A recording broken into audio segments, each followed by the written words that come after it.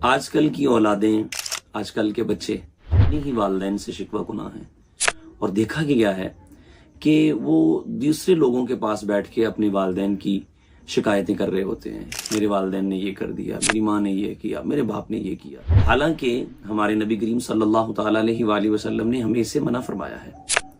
کسی شخص نے آ کے اپنے والدین کی شکایت کی تو اللہ کے نبی صلی اللہ علیہ وسلم نے مشکات کی 3 مرتبہ اللہ کے نبی نے اس بات کو ریپیٹ کرتے ہوئے فرمایا وَإِن ظَلَمَا وَإِن ظَلَمَا وَإِن ظَلَمَا.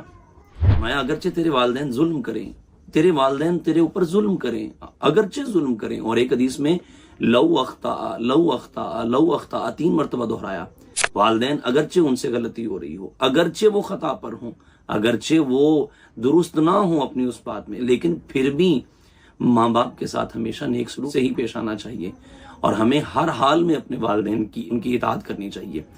اور یہ جن کے پاس نعمت نہیں ہے، یقین فرمائیے آپ ان سے پوچھئے کہ وہ اس نعمت سے محروم ہیں، اور وہ اب قبرستان میں جا کے تڑپتے اور روتے اور دعائیں کرتے ہیں اور چیخ چیخ کے کہتے ہیں کاش یہ آوازیں بھلے ہمیں ڈانٹنے کے لیے ہی ہوں، آئیں تو صحیح یہ آوازیں. وہ اس حوالے سے کسی نے کیا خوب کہا تھا، ماں باپ گر ہوں زندہ تو کوئی غم نہیں ہے، ماں باپ گر ہوں زندہ تو کوئی غم نہیں ہے، ان کا وجود لوگوں جنت سے کم نہیں ہے. اور اس آدمی سے پوچھو ماں باپ کی حقیقت، اس آدمی سے پوچھو ماں باپ کی حقیقت، جس کو نہیں میسر یہ لاجواب نعمت.